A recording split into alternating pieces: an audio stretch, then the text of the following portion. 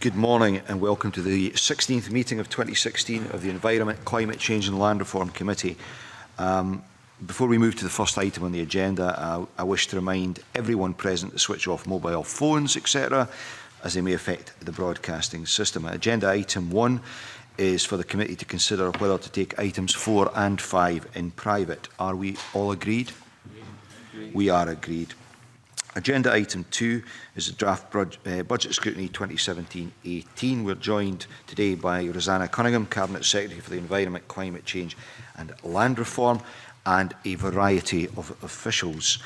Before we move to questions, Cabinet Secretary, can I just place on record the committee's appreciation of the level of detail it's been provided with ahead of this process. Previous committees have pushed to get that, and it's incredibly helpful for us in our scrutiny process to have that information. So thank you to you and the officials who would have been behind gathering all of that. The only downside of that, Convener, is there'll be a great deal of shuffling of paper going on this morning. Absolutely. But that's a price I think we'll just have to pay. We'll move straight to questions, Cabinet Secretary. Maurice Golden. Thank you, Convener. Cabinet Secretary, over recent years, if funding to Scottish Water is excluded, the resources going to support areas of spend in the Eclair portfolio have not increased in line with overall budget. What are your views on the relative priority given to financial support to the environment over recent years? Well, Scottish Water, of course, is a slightly different scenario for us because it was partly in a different portfolio. So I did ask for budget lines that excluded Scottish Water for that very reason. I mean, obviously, we're facing financial challenges and there's a lot of difficult choices have to be made. I'm actually pleased with the overall priority which the government has given to environmental outcomes over recent years. You know, policy, funding and cooperation. So there's three different issues there. Expenditure, frankly, is only one measure of the importance of outcomes. And I want to say that I'm very pleased and grateful with the outcome of this year's budget, which I think has helped us by ensuring that we are still able to focus on some of the most important areas that we can be doing as a government. If we drill down on that a little bit further, Cabinet Sure. Secretary, if I want to kind of explore the prioritisation of some of the budget, some of the welcome stuff, for example. As I read it, and it'd be useful to get this confirmed, we seem to have an increase, a substantial increase in the funding for peatland restoration from circa £2 million a year to £10 million for next year. Would that be right?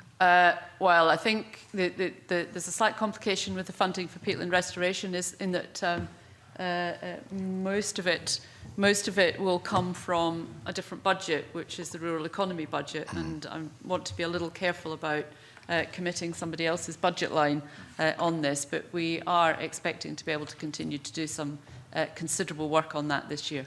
Yeah, because it does appear to suggest that last year's budget heading was actually £2 million a year over 5 years. The 10 million, it would appear to is that it's the 2 million plus 8 million. Well, Can I be? I don't want to be putting a figure on somebody else's budget line. Is all I can say. But I'm optimistic about the step change that will be in peatland restoration. Okay, and there's an additional spend on woodland creation as well. That would be from the same source, again from another budget, not my budget, and therefore, while I would obviously welcome any increase in spend on such things, it's not in my budget line, and therefore I want to be a bit careful what I say.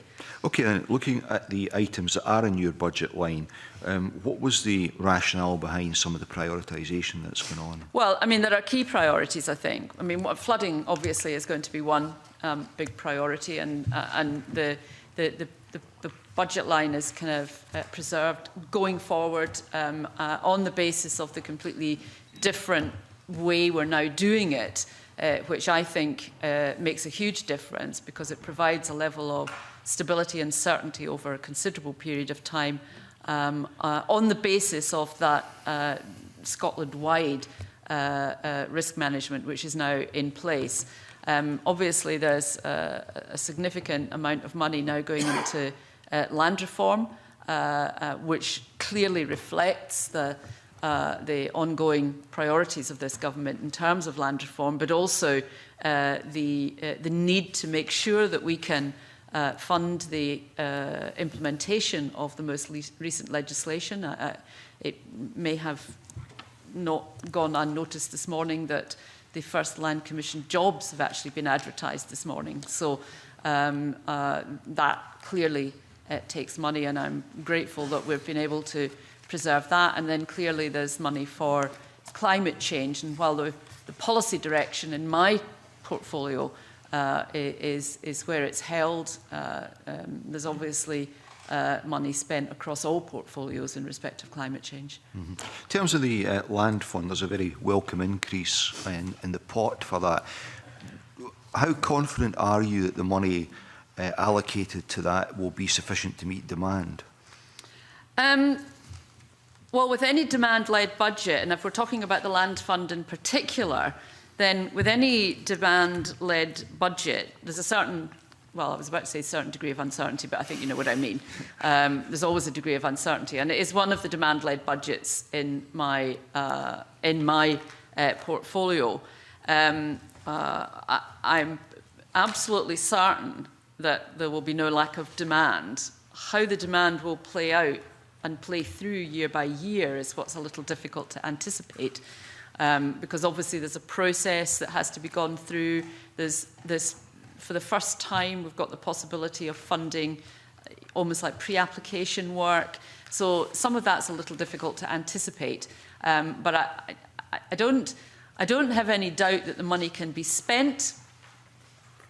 In what fashion and over what period of time it isn't quite so easy to anticipate because it is demand-led. Yeah.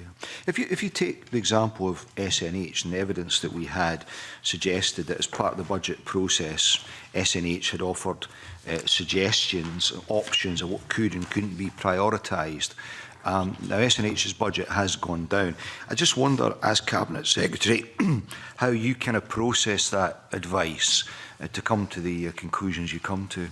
Well, I mean, we obviously have to listen very carefully to what agencies tell us. And I suppose this applies not just to SNH, but to almost any agency. So decisions about priorities at my level have to be very closely informed by the work of both officials and public bodies on budget scenario planning. And there is what was hitherto known as a RAFE delivery board within the civil service, and those discussions took account for, you know, the programme for government, for example, and the national performance framework, specific outcomes as well. So you've got to have those higher level things in your mind. And there is a collective decision-making process for budget that's taken across the whole of government. So I've kind of taken a strategic approach. We've worked with partners who might reasonably be asked to contribute to costs, for example, with SEPA, with Scottish Water, etc. And where we've had to find savings, we're kind of asking some of those with the broadest shoulders and the biggest capacity to absorb savings to share the greatest burden. And that does allow us to then offer a degree of protection to the budgets of smaller bodies, because as you know, when budgets come along, it's sometimes the smaller spending parts that can be the biggest hit because they have the least flexibility. So there's been a degree of protection to the national parks and the Royal Botanic Gardens Edinburgh, for whom small cuts would be disproportionately disadvantageous. And it, you know, for example, from an SNH perspective, we take the view, for example, that expenditure and outcomes such as biodiversity doesn't only rely on baseline SNH figures, because they coordinate activity, they report progress, They fund some activity, but SEPA is also involved in this, as are the National Parks and the Forestry Commission. So there's CAP money, SRDP funding. It is a kind of complex picture. And there are contributions by NGOs that we mustn't forget about, all of which have basically allowed us to continue that work and to say to SNH that it's not them alone that are doing this. And in recent years, there has been additional in-year funding, for example, to peatland restoration, and we've obviously had that question at the start, and that supports both biodiversity and climate change outcomes. It's quite difficult to pick one thing out and just isolate it in this sort of budget. And that's, you know, for SNH, when we're looking at what the impact on SNH is, you know, we've got to remember that there are a huge number of partners involved and lots of different funding sources involved in the delivery of something which the headline looks like it's SNH delivery, but in reality, there's a lot of contribution towards that. We'll come back to SNH in detail later. Mark Ruskell. Yeah, thanks, Convener. I just wanted to pick up one point and ask another question about financial budgets and uncertainty. But when you mentioned Cabinet Secretary about the flood funding, the flood mitigation funding, would you characterise that as demand-led? Well, I suppose to a certain extent it is, but we're pretty clear that the demand, I mean, I don't tend to put it in the same category as a fund like the Land Fund or, you know, as was the Land Managers Renewables Fund, or they tend to be more traditionally demand-led in the sense that we think of it. You could make an argument that says the flood funding is demand-led, but of course the likelihood is it's probably committed right up to the end of about 10 years because of the numbers of projects that are actually in play now. What we've introduced is a method of clear prioritisation based on all of the work that's been done across Scotland. So, you know, I tend not to put it in the category of demand-led, although in theory, I suppose you could. So it doesn't really fully meet the demand? I feel it's in a different sort of category, to be honest, because you know, I suspect it's one where there would always be a very long list of potential funding projects to fund in that scenario. And what we've developed is a method of prioritisation which has a really good, solid working base through the through all the strategies that have been developed. Okay. So to me, you know, I suppose on paper it looks like it fills the same category as demand-led. In practice, I'm not so sure that I feel it is. Okay, thanks. Can I ask about forecasting, budget forecasting? We're obviously in a scenario now where we have tax powers in the Parliament. That could introduce some uncertainty in terms of the total amount of tax spend that we have. It could result in potentially more spend in your portfolio area or potentially less. What would you see as the priorities for increased spend? It's a bit crystal ball gazing, but it is a bit crystal ball gazing. I'm not sure that's a very easy one to answer, other than to fall back on what some of the key priorities are. I mean, at a kind of strategic sense, I would say the key priorities have got to be climate change, land reform, and probably the flooding that you're talking about, because that's effectively a kind of at the moment. Most of the flooding projects are about adaptation, some are about mitigation, some are a mixture of both. You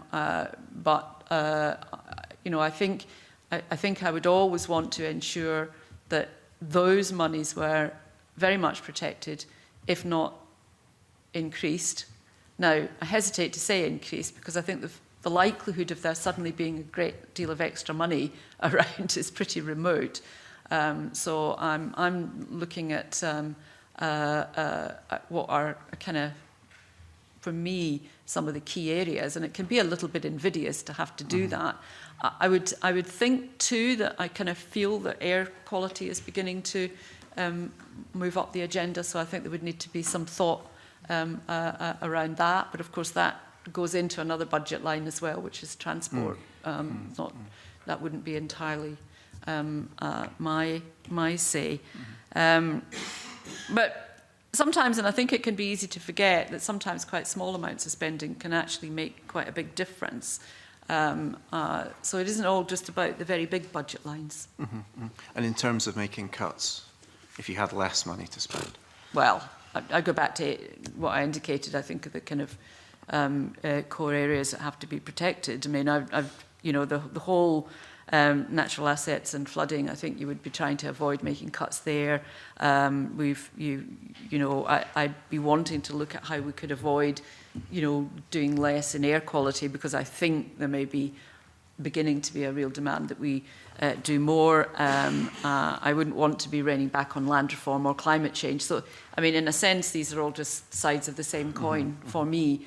And it is kind of invidious. So there's actually quite a lot of extra money gone into the marine side as well, which you'll have noticed too.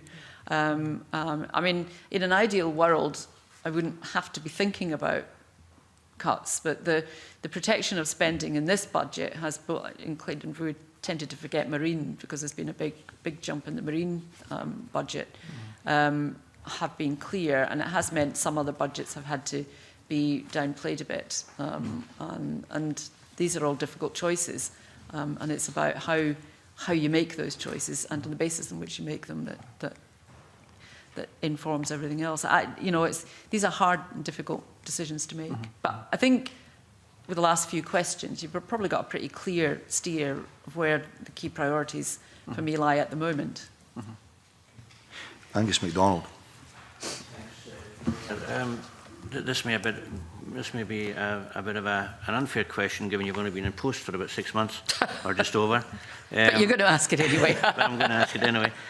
Given your previous post as Environment Minister, and given that you're coming in with a fresh outlook, looking back over recent years, what programmes do you consider have achieved value for money, and what programmes have been the most disappointing with regard to value for money? I think from the 5 years ago, from what I remembered then compared to what's happened now, I mean, I think the flood protection stuff would probably be, for me, if I'm looking at what I could connect from 5 years ago to now, that piece of legislation was brought in when I was still the committee convener, and I was appointed minister during the process of that progress of that legislation, and had to switch sides between stage 1 and stage 2, which was interesting.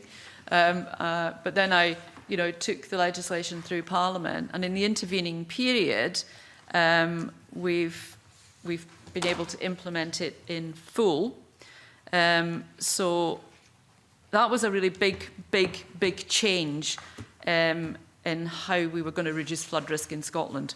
It went from an approach where we just reacted to the last flood that happened towards an approach that looked forward on a strategically kind of based flood risk assessment. And the Act was also making it very clear where the various different levels of responsibility lay, and led to what is now a multi-agency local approach, local plan approach. So that was really significantly different way of working. And it has taken that 5 years to get it all into place, to get the various strategies into place, the local plans, etc. It has taken that full 5 years.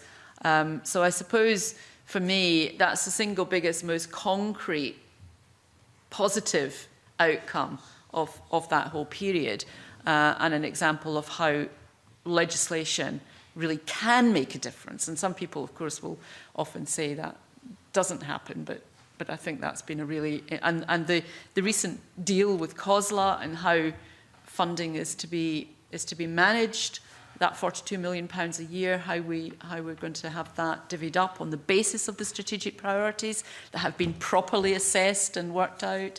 That, I think, is a huge step change in how we manage things. Disappointments, I suppose I mean, that's a very invidious thing, and that, I'm not sure it's budget-related disappointments. There were some things I thought, gosh, we're still talking about this 5 years on.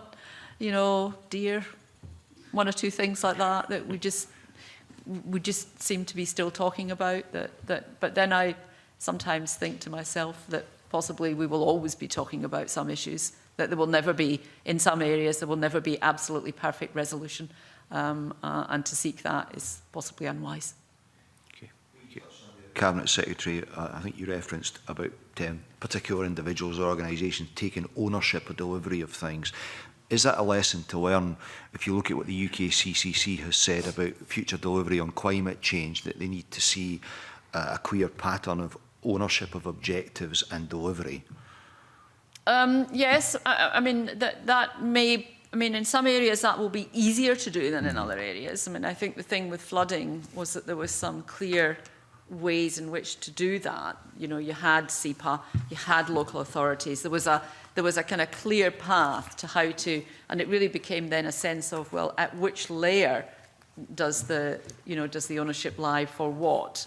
And I don't exclude from that the perennial issue that, you know, domestic householders have also got to take some responsibility about some level of the protection of their own households. So we began to see quite a clear indication of that. With climate change, that's tougher. I think obviously governments have to take ownership of it, but what we've not, any of us, any government, I don't think yet has succeeded in pushing out that understanding throughout all levels of society, including the private sector, that they need to take this incredibly seriously.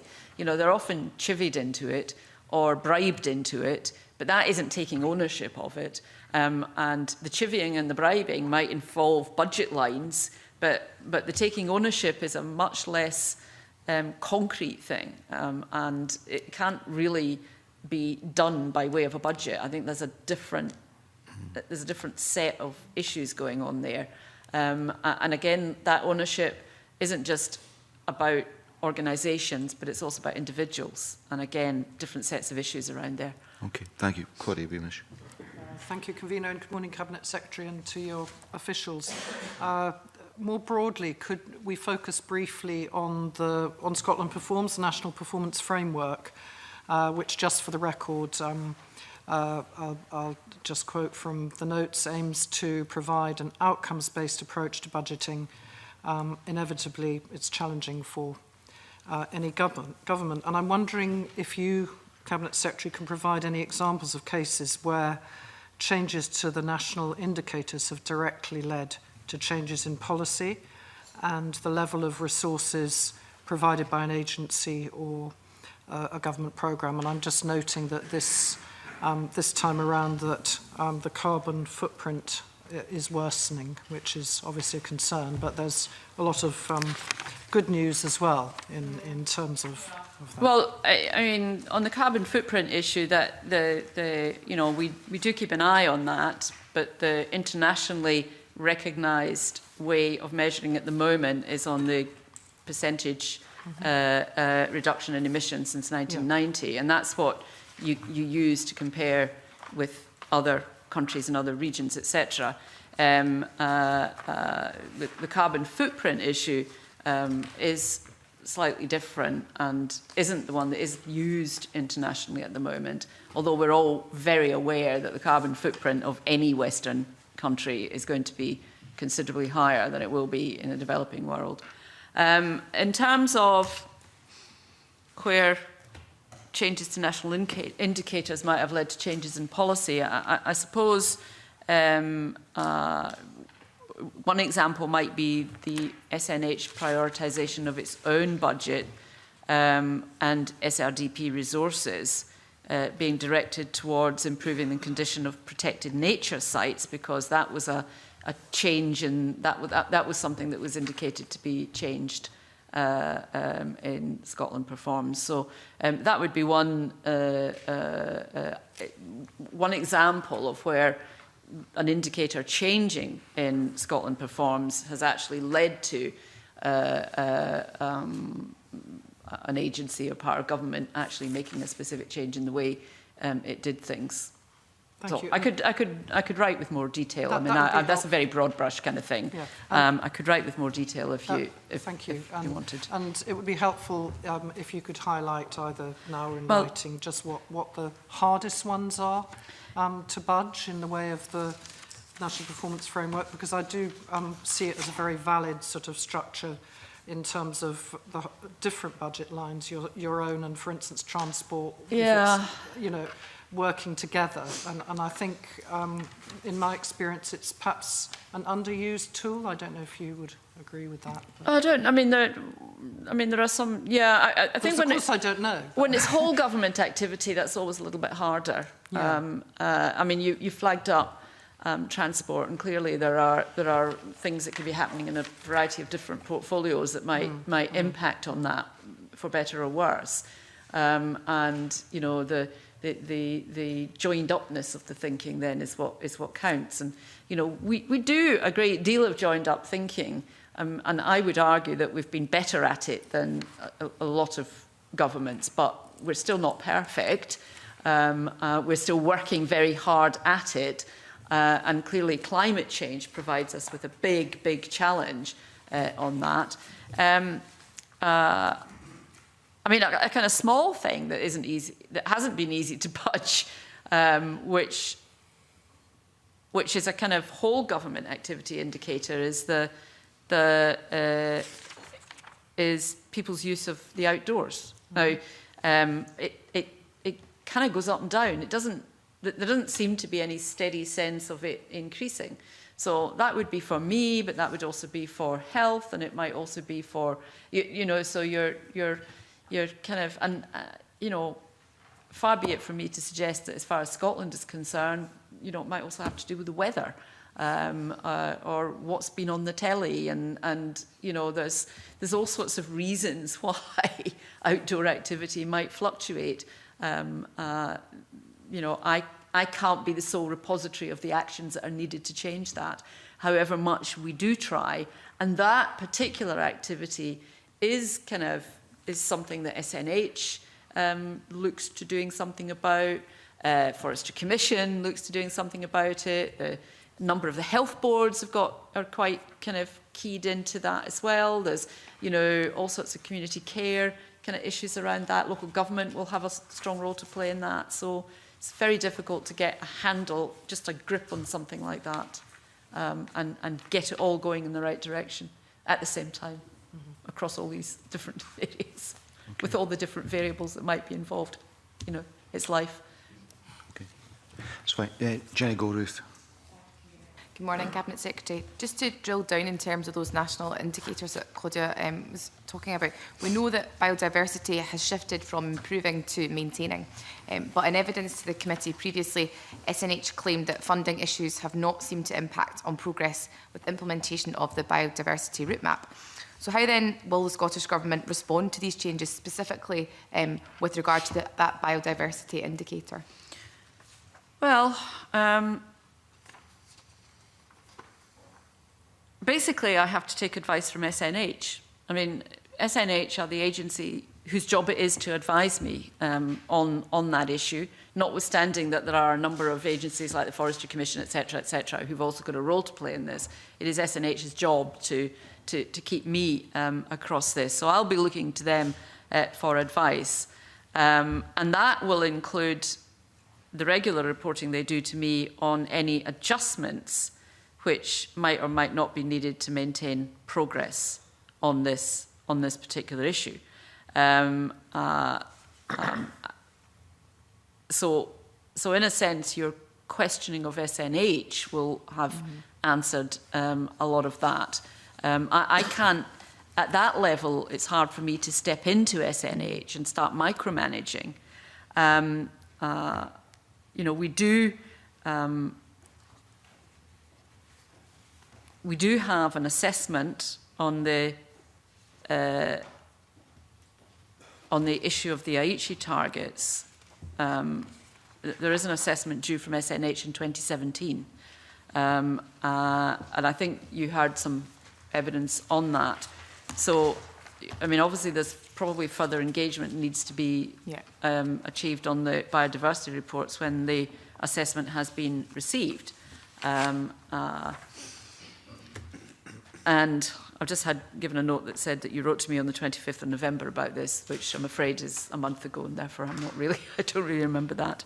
But we are in the process of drafting a response to you on that one in particular. Potentially coming down the track, Cabinet Secretary, something quite substantial, because in follow-up written evidence to the committee, SNH have said that inability to access EU funding in future will have a significant impact on the scale and scope of works in which we're able to be involved unless alternative funding streams are identified. Well, that may very well be true, but for more than just SNH, there's a huge question mark over funding right across the board in terms of Brexit. But this is in relation to biodiversity, which is what we're talking about. So, I mean, that there may be a... Yeah, but I don't... I mean, I can't... I mean, in that sense, it isn't any different to the threat to funding for almost any other activity that we currently draw down EU funding for. You know, there's a degree of certainty up to a certain point. It is a major source of funding for us, and over the piece from our portfolio, from my portfolio, this is not just SNH and but just biodiversity. It appears to add up to nearly 100 million over a 5 to 6 year period. There is match funding required. So you could argue that the match funding will remain as a possibility. You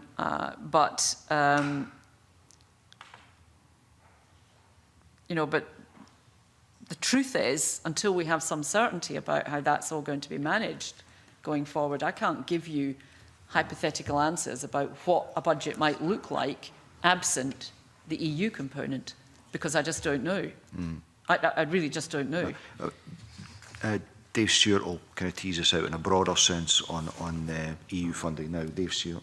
Thank you, Convener. The Convener's covered some of the issues I was going to raise on Brexit. You could argue, of course, that Brexit is the ghost at every feast and every debate that we have had, and clearly there's huge elements of uncertainty. But if I can draw you back to one question, and that is the potential loss of funding that you yourself have identified of 100 million is a phenomenal sum. Clearly, at one level, SNH have done an extremely good job in the amounts of funding they got from Pillar 2 and on Life Plus, which also is another important scheme. Have you set up some internal systems to look at contingencies to make up for this potentially phenomenal loss of funding in the future? I mean, you know, we can look at what it impacts. We can then try and consider what we would have to prioritise if there was no future available funding. But the notion, I think, that somehow the Scottish Government is going to be able to step in and make that up is a difficult one for me to consider realistic. I think at the point we are clear about what this actually means will be the point, I suspect, at which there'll have to be a long, hard look at some of the things that are happening now. Some of that EU money is going to be getting spent on requirements to report back to the EU. So there will be some of it possibly won't be needed in that sense if you're into a Brexit scenario, because if you've no longer got to do the formal EU compliance part, then there'll be small parts of that budget which won't be required because you no longer have to do that. But that doesn't take into account, for example, the huge amounts of money that come into research in Scotland from the EU, and that, you know, we as a government have said we'll honour the guarantee of Westminster that funds agreed before the date we leave the EU will be supported. But since the leaving EU isn't going to happen until 2019, you're probably talking up to about 2020. And then beyond that, I don't think I'm in a position to be able to answer that. Yeah, I don't think even the most severe critics of government would suggest that you replace 100 million with your own funding. That wasn't the point I was raising. I'm merely saying, have you got a sort of strategy group within your department to look at alternatives for the loss of this funding?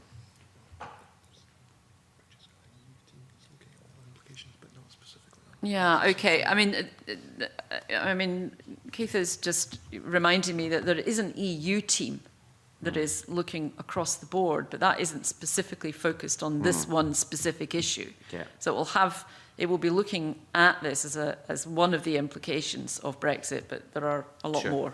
Could I perhaps give a practical example then to help the explanations? Perhaps you can give.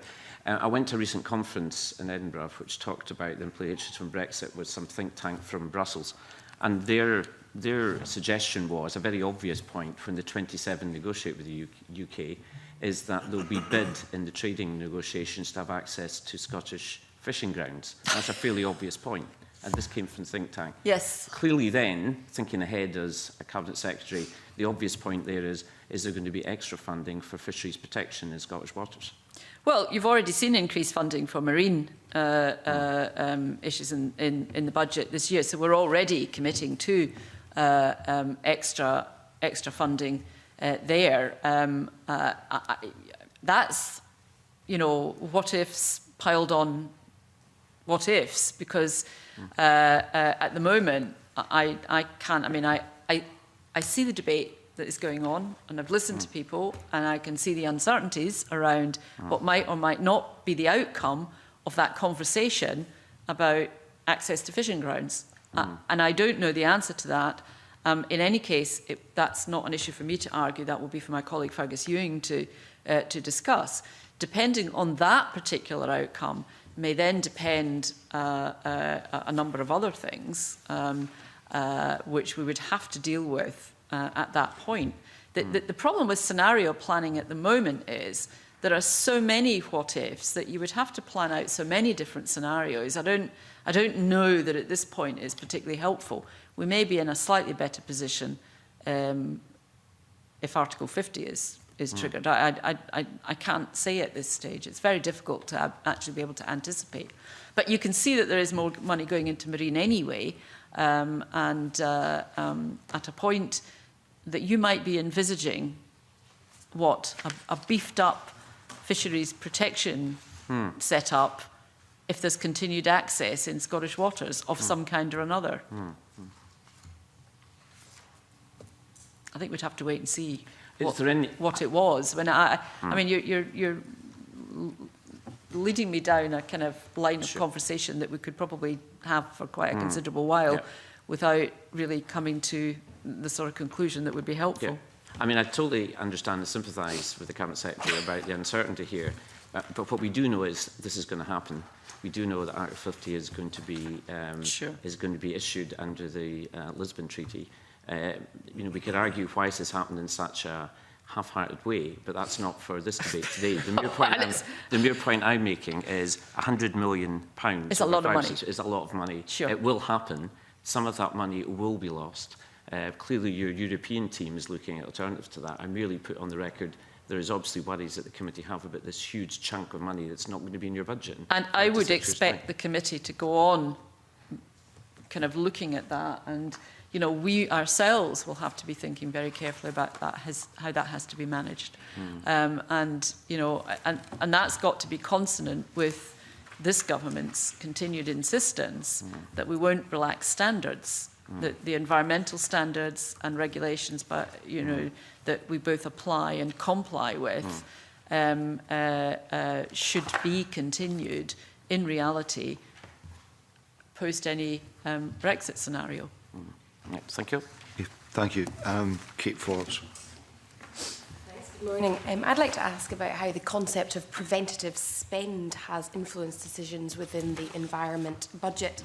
For example, and I appreciate this affects, this comes from another committee's or another budget portfolio, but I'm pleased to see a significant increase in spending on fuel poverty and energy efficiency in the community's portfolio, which will obviously have a significant long-term impact on the environment budget.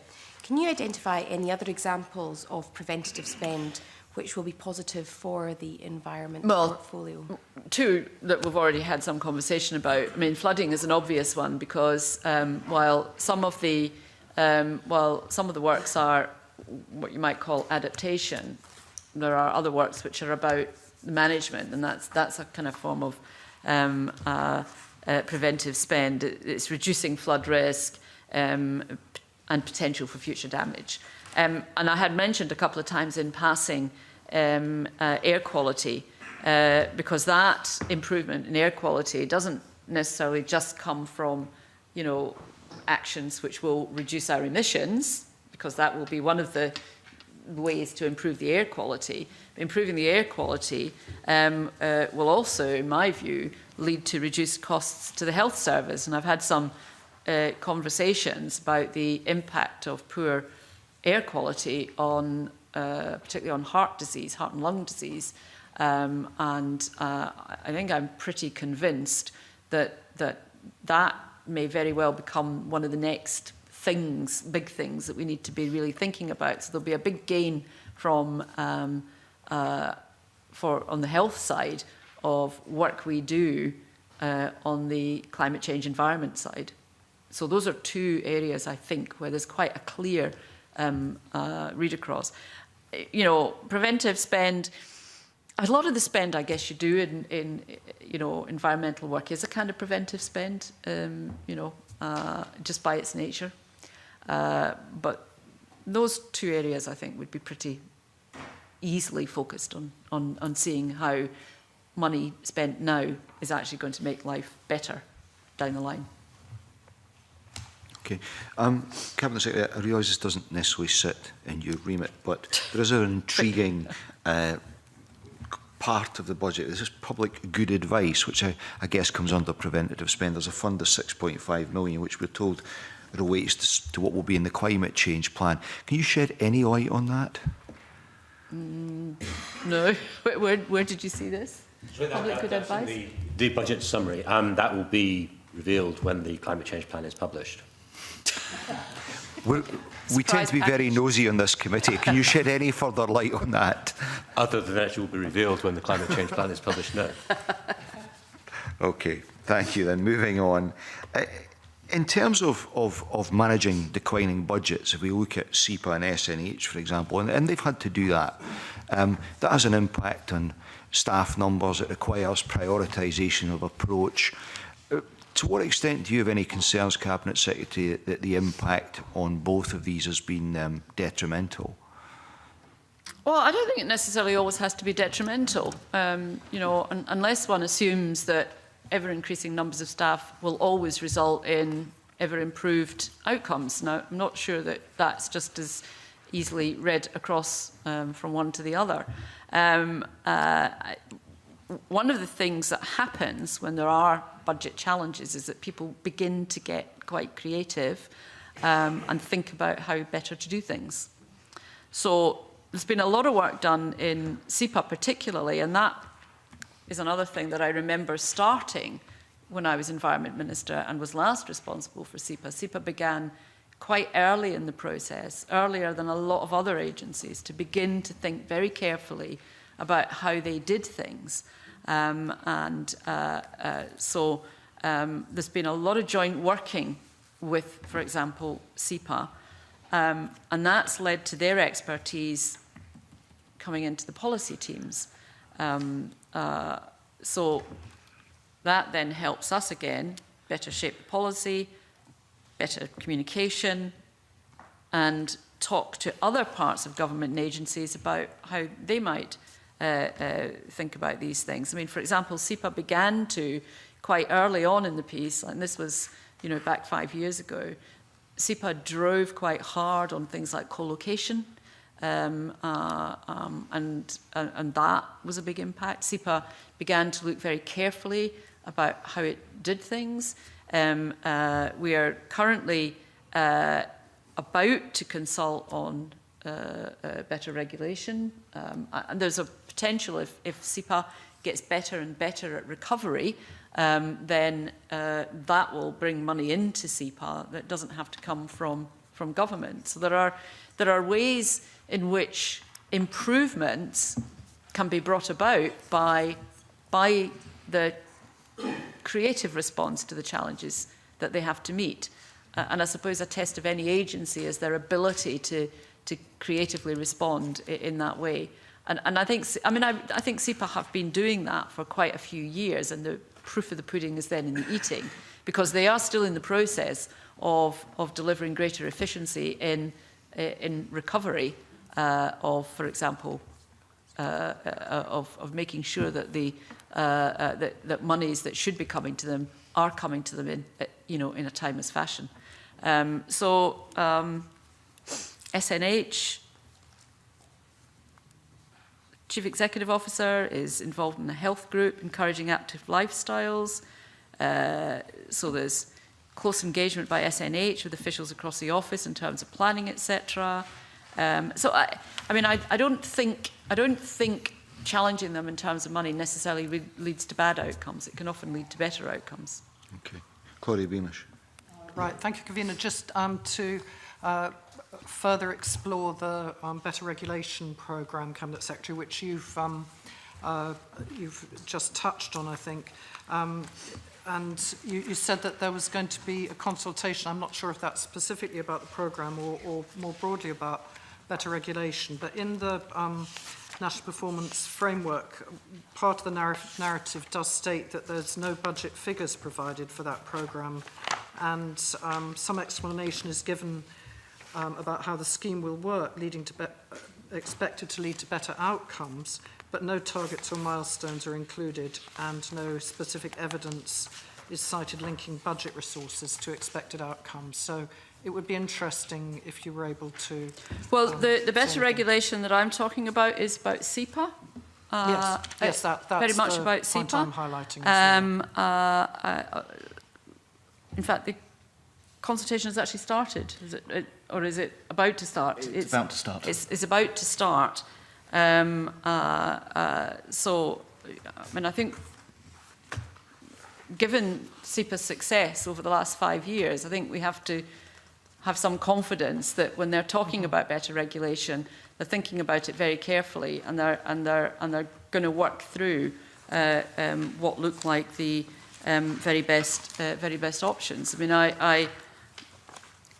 Once we get the feedback from that, will be the point at which we then decide what are the actions that need to be taken and what that requires. I have a kind of high level of confidence in SEPA in terms of this particular consultation. They're driving this forward quite hard, and they've been doing that over a considerable period of time.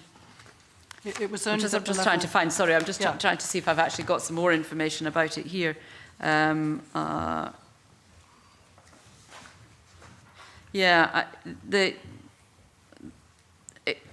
What it's going to do, the expectation of it is that it will provide opportunities to rationalise the delivery of SEPA's work in terms of regulation. And that will maximise environmental outcomes. And it's actually going to be launched just in the new year, so it's probably just going to be immediately after the recess that you will see that.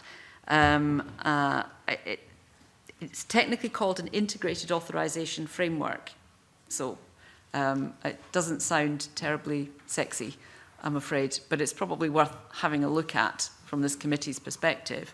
And basically, we're trying to make that step change in delivering environmental regulation agenda. It's at one level it's quite narrow, but it has the potential to deliver quite a lot if we get it right.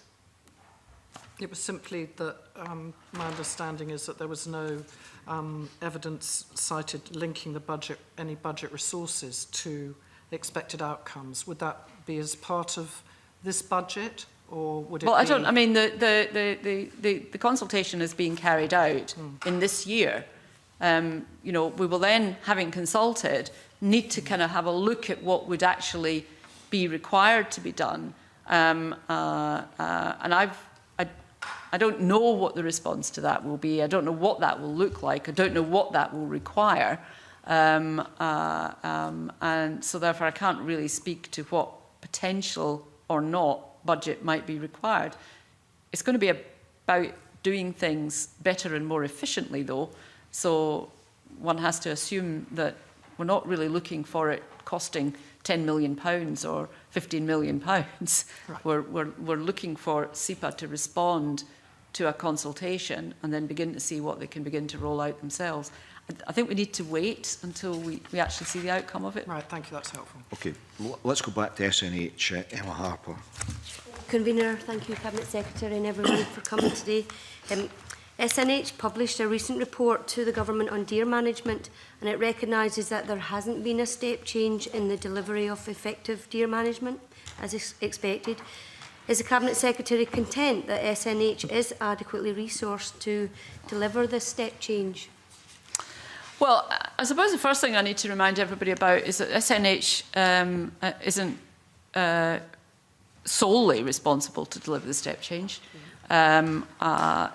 The assessment was whether the sector is delivering the change. And of course that involves the deer management groups through deer management plans and any support and or encouragement that is derived from the regulatory arrangements. I think from the evidence that the committee got, from what I could see anyway, deer management work does remain a priority for SNH, and I would expect that to continue. And conclusions from the deer review will inform future resource allocation. Details of the proposed work is still being considered, and there is, in 2017-18, some prioritised spending within that reduced overall budget with a view to at least maintaining the current level and exploring the scope to allocate additional funds where necessary. And there's also the possibility of bringing in money from outside as well, because I mean, as I said, SNH and the public sector are not solely responsible for this. The deer management groups themselves, that part of the equation, I think, has to share some of this. I guess that has to take place in a managed and anticipated way. Sure. And we took evidence from the DMGs that almost out of nowhere they were left to find £60,000 to fund a particular work stream. So there does appear to be a degree of disconnect there in approach. Well, I mean, I suppose one can characterise an expectation of money being found in many different ways. I don't want to prejudge the Scottish Government response to the review itself, and I'm conscious that the committee has been taking evidence and will be getting slightly different takes on it depending on who they speak to. Maybe more than slightly different depending on who they speak to. But, I don't, I'm not sure. The timescale of the expectation or the expectation, what is the issue? I would have anticipated that at some point one might expect the deer managers themselves to be contributing to some of this, that it can't be entirely expected that government, whether central government or through its agencies, take the entire burden of this whole process. So, I think the evidence we had was that there was a particular work stream that they did take over, and they had perhaps that had been expected. There was another one that they were essentially told, we can't do this because of cuts in our budget, and they've had to find £60,000. I just make the point that sometimes springing something on the private sector isn't always the best way to work. Although I recognise you don't micromanage SNH. Alexander Burnett. Thank you, Convener. And still on SNH, more about the operation of it rather than the actual programmes, and certainly taking on board the fact that you can't micromanage SNH. But looking at some of their figures that they've submitted in terms of whether it's the contracted out services, payroll services, the internal audit budget being completely removed, and legal services quadrupling over the last 5 years. What kind of conversations do you have with them? What scrutiny are you able to do? Appreciating you can't drill down to every pound in the agency. what kind of conversations do you have with them, and do you have a confidence that they're making the right decisions of how better to do things with less? I do, and you're right. I mean, I do have regular meetings with the chair and the chief executive, but they aren't going to drill down at this level of decision making that you're talking about. There is an expectation that they too, along with any other of our agencies, look very carefully at how they manage their business. For example, SNH do co-locate with SEPA in Inverness. Now, that wasn't the case once upon a time. There is decision-making that goes on to try and ensure that they can continue to deliver what they need to deliver. It would be more likely to come up to me as an issue in the context of a kind of subject area, rather than anything else. So that, I would be inclined. So, if I speak to them, for example, about deer management and the deer review, do I hear then about some of the issues that might arise out of decision making over money? Yes, I might. That would be the point at which it would tend to be part of the conversation, rather than me having quarterly budget meetings with SNH, which we don't actually do with any of our agencies and wouldn't really be appropriate. Could I just add to that? In terms of the sponsorship relationship that we have with bodies like SNH, at official level we have regular liaison meetings, both on financial matters and on policy issues. And we try and get the balance right between not micromanaging an organisation, which has a board and a chief executive and so on, but providing a strategic framework, set of priorities, and of course they do discuss issues that around particular funding challenges that they may have. So sometimes there are in-year budget adjustments to try and help with that, and that's an ongoing project throughout each year, and part of normal arrangements between the government and its sponsored bodies. Okay, Mark Ruskell. So just to follow up on that, I mean, have those in-year discussions covered potentially more powers coming to SNH over deer management, particularly under the Land Reform Act, and what the implications might be for the organisation in taking on those powers? I think you're trying to get me to respond to the deer review, and I'm going to do that formally in January, so I think that's probably best left there. I think what Mark Ruskell's driving... Sorry, in terms of but I mean, surely options might have been discussed without, effectively announcing the deer review today.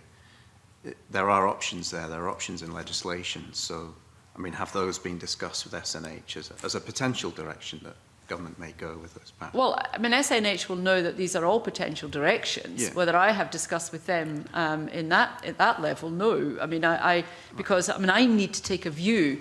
I'm watching with interest the work of the committee on this, and the committee's work will inform us as well. And then I will take a view about what response is needed at that point. But I think not to put words in Mark Ruskell's mouth, and I think this is what he's driving at. If those powers were taken on, there may be resource implications for their implementation. So, what scope, what wriggle room is there to fund that? Well, again, there may or might not be resource implications. I don't know until we actually make the kind of response. And I'm not, again, don't want to get drawn into a set of what-if scenario planning,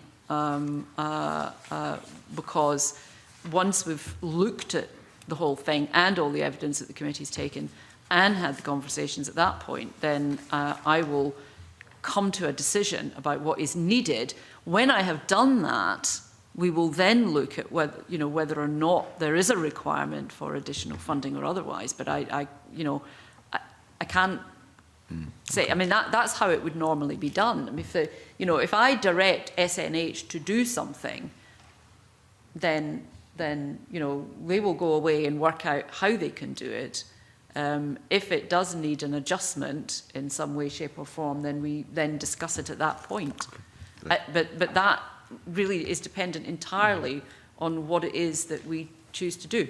I mean, for example, if you choose to go down the road of legislation, then you're some years down the line before the consequences of that legislation actually become concrete.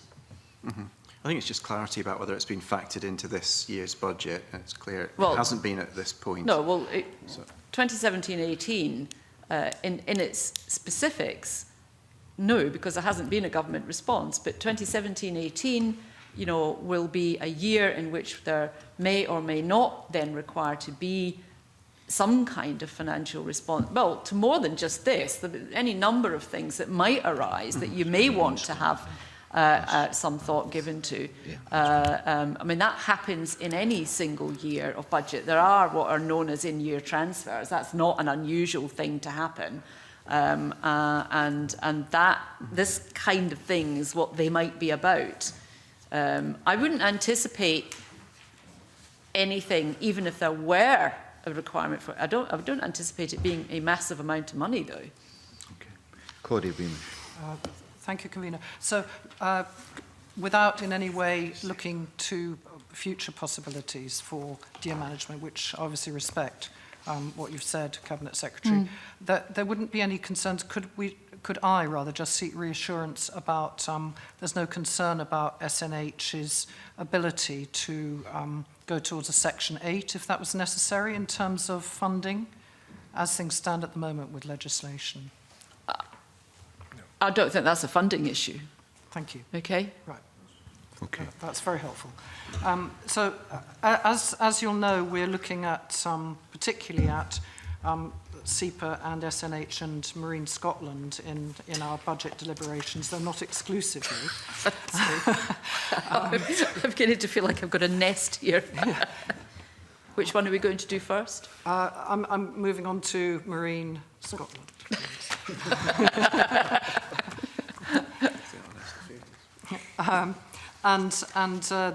It's already been touched on this morning that there is a significant increase in Marine Scotland, which of course in that budget, which is very welcome.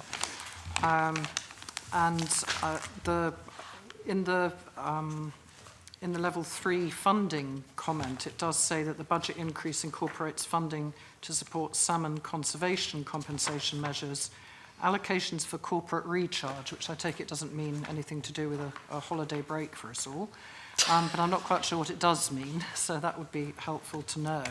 And the Ellis building sorry, the print's very small, remedial actions. Now, so where are you reading this from? Just from the, I'm looking at the level 3 information that we were given yesterday on Marine Scotland, which gives more of a breakdown of what... It's also more of a breakdown than I've got in front of me, which is what I've just... No, because I've got... It would be helpful maybe if you wanted to write to the committee about that, if that's... Sorry. Just you'll appreciate the kind of late notice that you got is also late notice for me. Could we just leave it? It'd be helpful just to have something written about that. We don't have time for that. To get right, is this the same text? We don't have time. Right. Okay. No, so and just related to that. Sorry, what I meant was for writing back to the committee. We have a very tight process. Any light you could shed, Cabinet Secretary, today would be welcome. It's also just related to the fact that in that level 3, it doesn't highlight anything about the National Marine Plan and regional plans, which obviously aren't going to be completely funded through Marine Scotland, but which Marine Scotland will be making a contribution to, and just to highlight that to you as well. But this text is just the changes in the budget. It's not really the what it does. And my level 4 isn't set out in that way either. Right. My level 4 is set out in capital expenditure, income, EC current receipts, which are another form of income, monthly pay, depreciation. For Marine Scotland, the agency, I think there's maybe, remember that SNH does quite a lot of marine environment work as well. So this is about Marine Scotland. What was the justification for the increase to Marine Scotland? What do you anticipate that increase is going to deliver? What justified it? Well, I know that some of it is technical, right?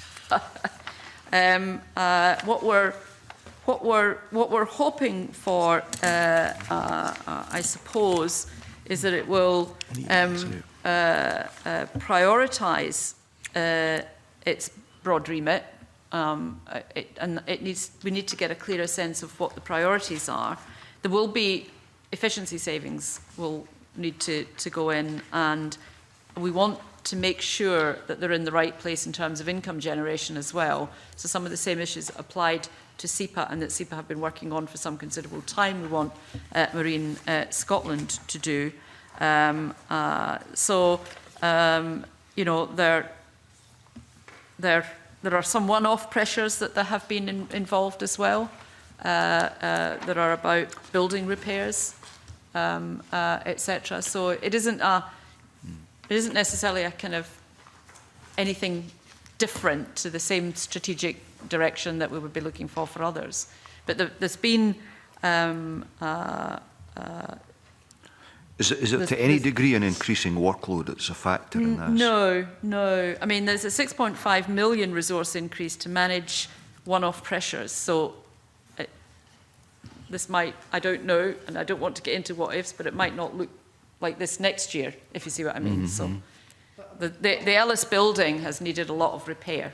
So thank you, that helps. I was just trying to clarify really that in what I have in front of me, it's very encouraging to see that the budget also supports, to state the obvious, but just to read it out, the work of the management measures for the network of marine protected areas, which is something new and very important for our rural, remote coastal communities. Yeah.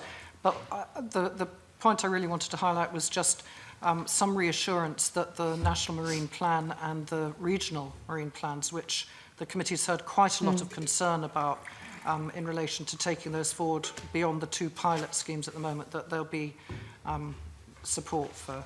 Yes. There's room for support for that. There is. Okay, thank you. Mark Ruskell. Thanks, Convener. I'd like to turn to research. There are a few figures in here, particularly in level 4, which are a bit concerning. You know, we've got a 6% reduction in the programmes of research in terms of, you know, resource funding. And then on contract research funding, it's going to go down by almost a quarter in the next year. And it does seem to be, Cabinet Secretary, part of a trend of gradually reducing budgets for research. You know, we've seen a 13% reduction over the last 4 years, for example.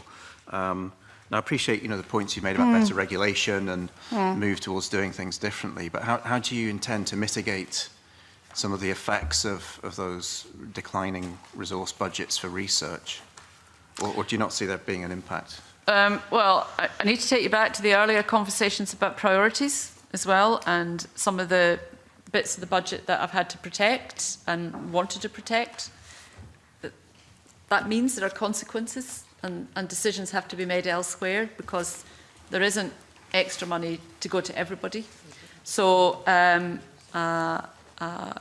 majority of the research money goes to the Morden, to James Hutton, to the SRUC and the Rowett. So they use that money to lever in the additional funding from the research councils, from the UK government, from other public and private funders, and they also operate successful commercial subsidiaries. So I think there is more work that can be done in there, and I have been meeting the research providers quite consistently over the last wee while because of the big threat there comes from withdrawal of EU funding down the line. So there's a big conversation to be had with them about perhaps some of the focus and some of the decision-making that they have and potential ways they can begin to realise some efficiencies out of their work. And that will continue, and the potential commercial subsidiaries are very important to all of that. I think that, you know, I don't know, I mean, I don't want to step too much into the university side because doesn't really sit with me. It's the research providers that sit with me. There is research done via Marine Scotland as well as SEPA, as SNH, so it isn't just the key research providers.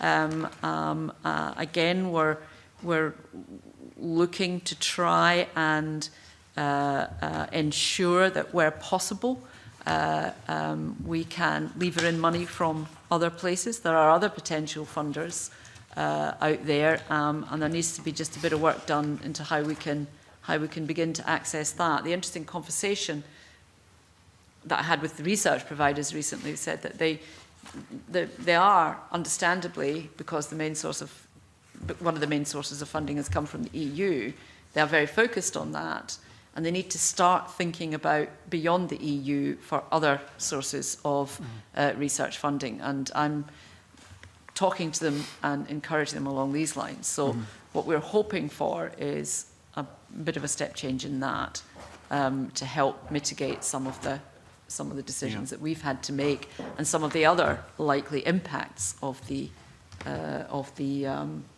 Brexit scenario that we've talked about earlier. Can I just push you though on a couple of examples in terms of the need for independent research as it relates to enforcement? So, Cabinet Secretary, you mentioned earlier on about enforcement of Section 8 agreements. And I think some of the evidence we had in this committee from SNH suggests that data and independent research is extremely important in terms of securing a robust Section 8 agreement. That has been a concern. So there's an area where we need perhaps more research. We also heard in earlier evidence about SEPA and SEPA's reliance on commercial data coming from the aquaculture industry to inform its own decisions around enforcement and licensing. I think with both those issues, is there not a concern around the independence of research data if government is increasingly in a position where it's unable to fund that?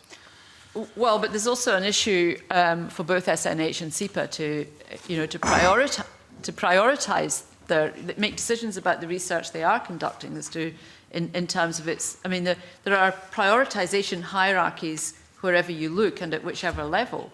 So I would expect them to look very carefully at what they do and how they do it and decide which has to be prioritised. And if that kind of data collection and research is considered to be the highest priority, then I would anticipate that they will take the resources they have and apply them on that basis. But that will have to be a decision that they make. Are you confident, Cabinet Secretary, that the capacity will be there? Because in relation to SEPA, we know that they've shut a number of laboratories in recent years. They didn't shut. Is your kind of view that with the better regulation agenda, that the data that SEPA will have will be robust, I'm independent? Absolutely confident. I mean, the laboratory programme was about maximising what they had, rather than, I think there were 8 different labs across, was it 7 different labs across Scotland, and they've consolidated into 2, and I doubt whether they would have seen any, depreciation in the ability of their work to deliver what it needs to deliver. It's been done in a better way, managed more efficiently, and that's part and parcel of what I pointed to as SEPA's way of responding sensibly and creatively to the challenges are put to them. I mean, at the end of the day, within any budget, there have to be decisions made about where money comes from and what it's applied to. And that kind of decision-making process will then apply at every level. So all of the organisations need to have their own think, because they will get a sum of money, which they then have to look at and consider from their working priorities how they're going to make sure that is applied to deliver the best results. But, within the budget that we have at the moment, if I reinstate the money for research, you would have to tell me what other budget I took it from. Did I take it away from flooding? Did I take it away from... I mean, because these are the real decisions that have to be made in all of this. In terms of explaining other changes in the budget, is the reduction in the Land Managers Renewables Fund driven simply by that priorities argument, valid as it is, or does it reflect demand? No, that's because that in that particular one, that demand fell off substantially when the Westminster government changed the way it decided to deal with renewables. We argued against the changes, but they came down the road anyway. We'll continue to use the scheme to do what we can to increase renewables use on farms, but demand did fall off substantially. And there's little point maintaining a budget line if you know that it's not going to be taken up in that same way. Because all that happens at the end of the year is you either scrabble about trying to hold on to it when there are pressures coming from every direction, or somebody else helpfully points out where it could get sent to. So it's I mean, this is the reality of budgeting. So, you know, we've taken our best estimate, given the demand fall off, of what's actually going to be needed in that fund. And that explains the reduction in that one. Okay. But that was an externally driven decision. Okay, just to get that on the record. Finlay Carson. Cabinet Secretary, just on the back of the questions already gone ahead, surely the scientific evidence base should be critical to all the investment that put into the budget thereafter. So we're looking at the marine budget, looking at the sustainable growth of sea fisheries, river assessments done, or salmon conservation done in our individual river assessment, to continue to support the sustainable growth of aquaculture, marine plans and so on. Surely we need the research there to inform how we then spend that budget. Of course so we do. Are we not potentially spending money in areas that we shouldn't be because the baseline research is not there to show that it's been spent efficiently?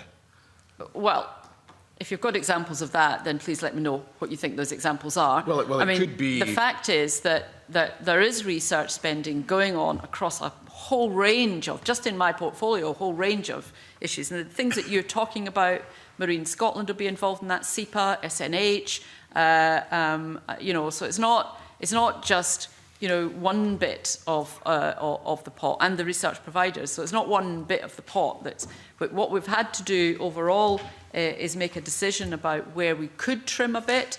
Our view is that on research that can be done, but there will have to be, as I've already said, some prioritisation taken by those fund holders to consider what the most effective way to use what those funds are in terms of research. So there will have to be some, you know, clear lines drawn between the research that's instructed and the kind of practical outcome that you're talking about.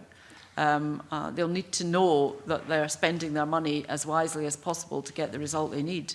I suppose the examples I'm looking at are the conflicts that there's been within the wild fisheries where you know, there's disputes whether the scientific evidence that's been used to set the river catch and release and so on, and also the conflict that has existed in the marine areas where different factions have got different ideas, and those issues could be taken away if there was more independent research. And I'm concerned that we still get a conflict because there's a perception that the independent research has not been done. Is the conflict not that some people just disagree with the research that's been done, and that may continue to be the case regardless of who does the research? You know, in my experience, people take from research what suits their own arguments, and then the bits that they don't like, they decide they're going to argue against, regardless of how independent the research was. And, you know, I'm not sure that particular area is going to be any different to any other area in that regard. We could have spent 10 times as much on research and ended up with the same controversy. Do you want to continue on with aquaculture? I suppose we're back looking at SEPA, and Is there a risk that we might have additional cost recovery putting extra burden on industry because of the reduced funding that SEPA may have?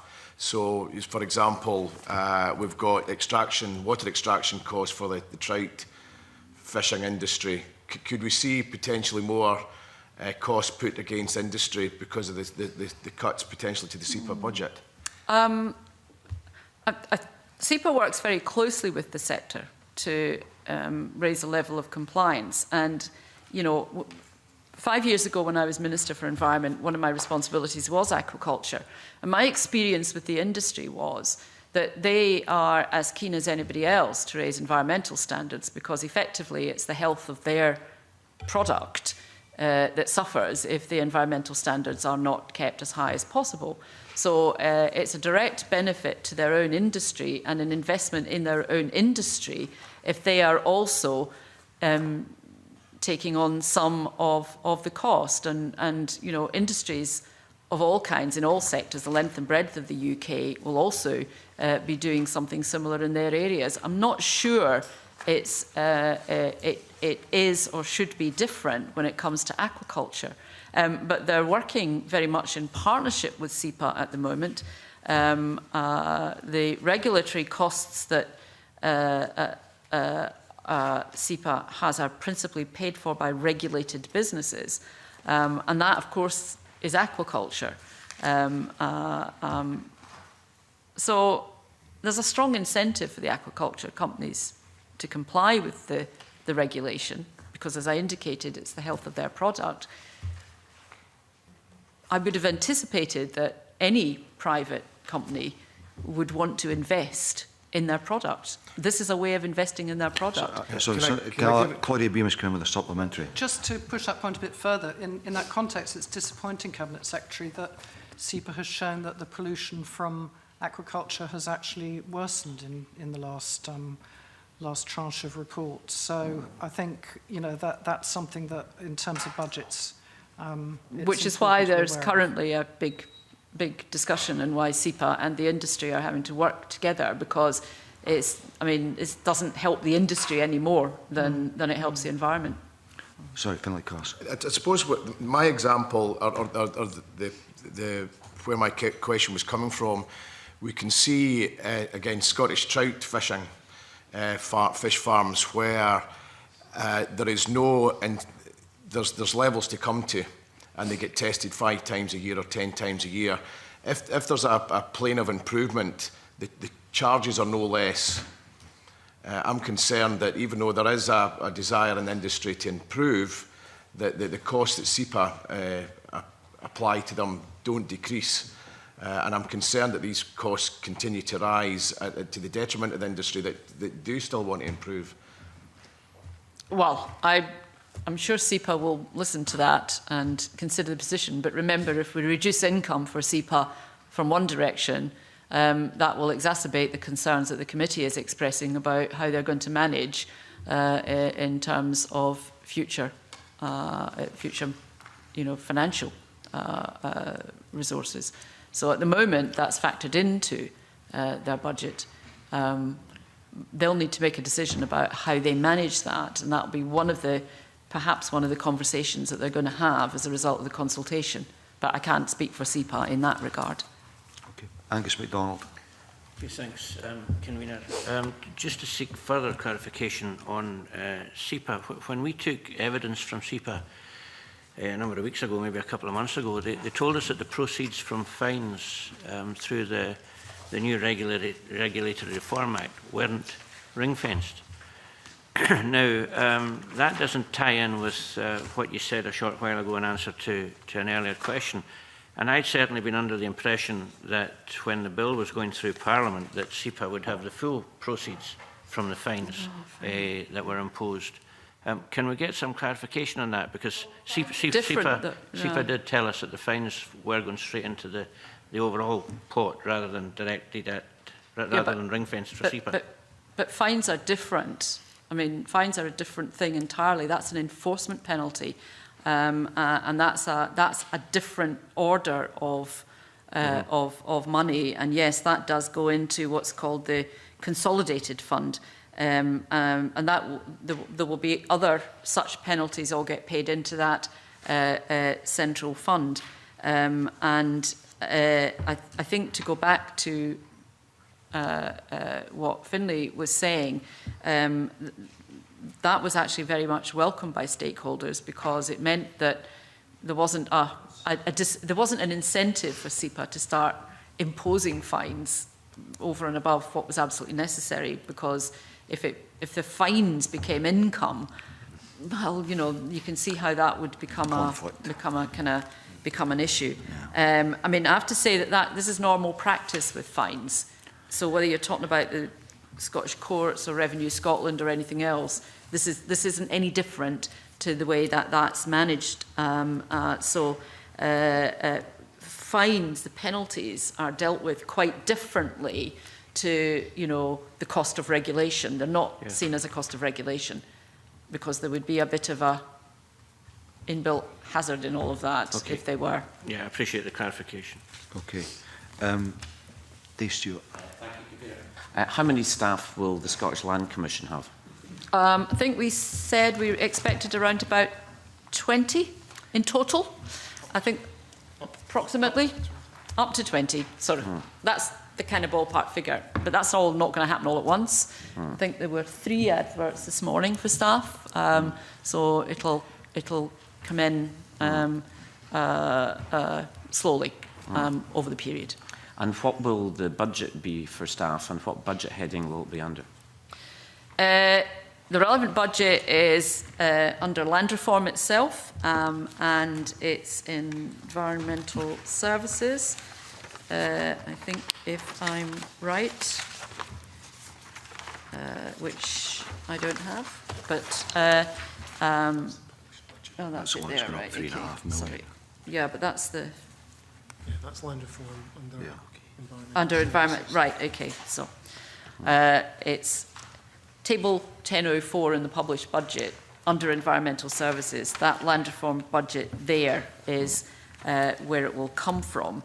1.4 million is to establish and run the Scottish Land Commission from the 1st of April out of the global total. And, you know, I'm grateful for the committee's work with the Land Commission commissioners and the Tenant Farming Commissioner, and that will now roll itself out. And when all 20 staff are appointed, or around about 20, will they all be located in Longman House in Inverness, or would it be at different locations? I don't know. I'm not sure it is budget related. We have said the Land Commission will be based in Inverness. I would have anticipated that the staff will be based in Inverness as well, but I'm a bit wary about making presumptions about that. I don't know. There may be some peripatetic staff.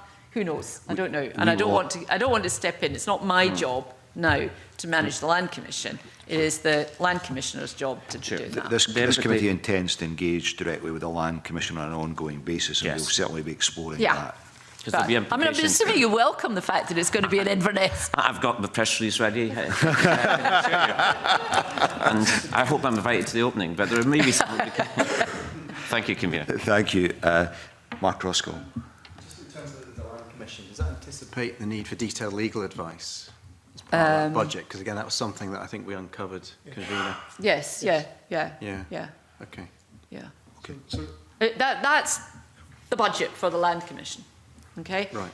That will need to cover everything. That will need to you know, and that will obviously, that will obviously be looked at each year as the work progresses. This is an early stage, so the principal cost will be staffing and getting it up and running. I would have anticipated further down the line there might be questions about things like in-house versus externally commissioned work or whatever. Okay. Can I just wrap this up by looking at impact to the budget? Earlier on, Cabinet Secretary, you didn't want to get into the detail of the Peatland Restoration funding. I understand the reasons behind that. But the predecessor committee to this one called for increased spend in this area. It would appear that call's been heeded, which is very, very welcome. I just want to tease out the implications of such a spend in 2017-18. If one accepts an average cost of £815 per hectare for peatland restoration, which I'm told is roughly what it is, that would have the potential to deliver a restoration of in excess of 12,000 hectares, which is about 3 times the current rate, with all the implications, positive implications for carbon sequestration and biodiversity. I mean, would you accept those kind of figures and agree that that would be a very welcome step forward in those terms? We want to be ambitious about this. We are re-energising the whole initiative. And I hope that that is reflected in the funding that is brought forward for it. But we do see it as a key component that covers a number of the issues that have been raised already by members here, both in biodiversity and climate change. So I am as optimistic as I can be, consonant with not stepping on anybody else's toes. Thank you very much. And thank you for this morning, the time you've given us and the officials. Can I wish all of you a Merry Christmas when it comes? Do I get a mince pie now? We have other business to move on to, so I'll just allow a short time for the departure. Thank you.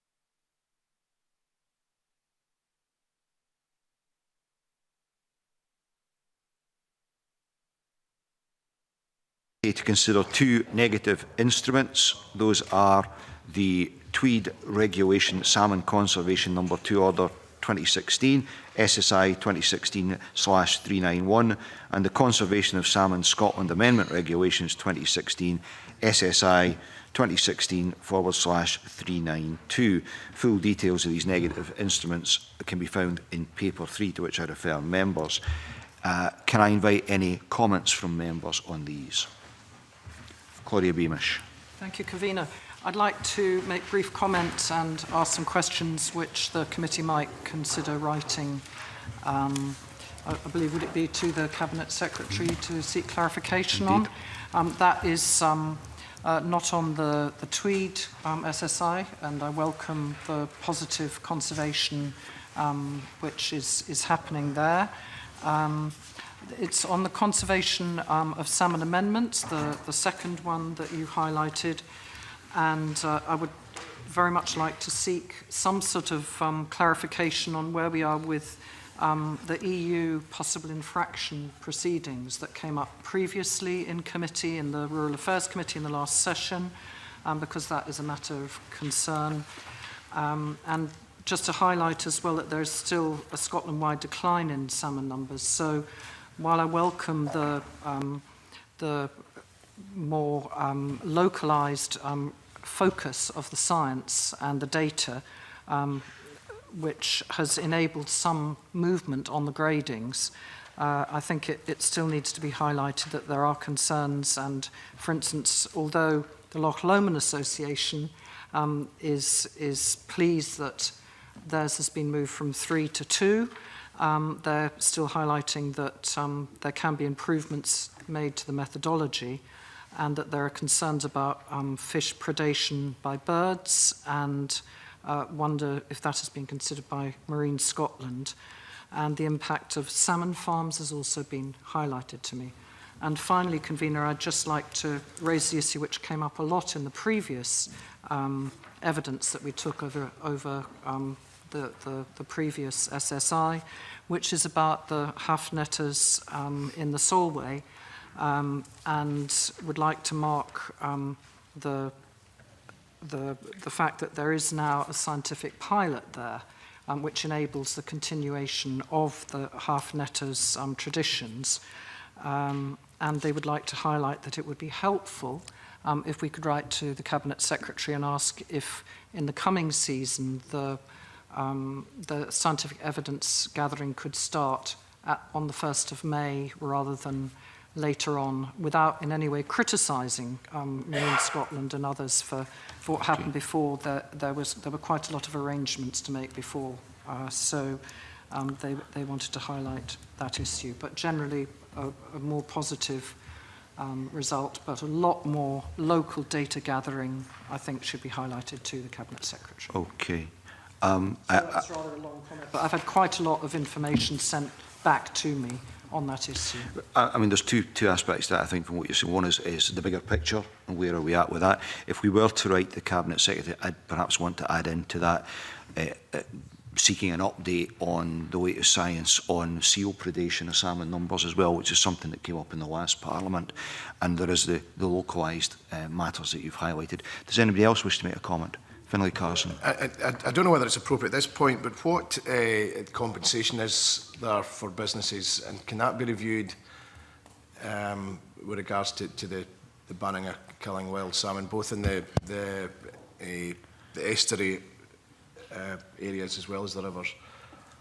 Is that something I think it's noted, is it not, in the briefing papers that there is compensation being paid to netting interests, for example. Do you want some detail around what's being? Yeah, because it would appear that it's based on weight of fish that's caught, not the potential return on actually processing that fish, so that the real compensation doesn't match what the loss there is to these businesses that are having their basically their livelihood taken away. Okay, perhaps for perfectly valid conservation reasons, it has to be said. Any other comments? Emma I agree Harper. with Finlay, because I think we've obviously been speaking to the same people, because of the processing issue of compensation would seem to be more. So are we agreed to take these points forward in a letter to the Cabinet Secretary as a committee? Yes. That being the case, do we also agree that the committee wishes to make no recommendations in relation to the instruments? We're agreed. Okay. Okay. At the next meeting of the committee on January the 10th, the committee will take evidence from stakeholders on the Scottish Government's Wildlife Crime in Scotland Annual Report 2015 and consider a draft report on the draft budget 2017-18. As agreed earlier, we will now move into private session. I ask the public gallery be cleared as the public part of the meeting is now closed.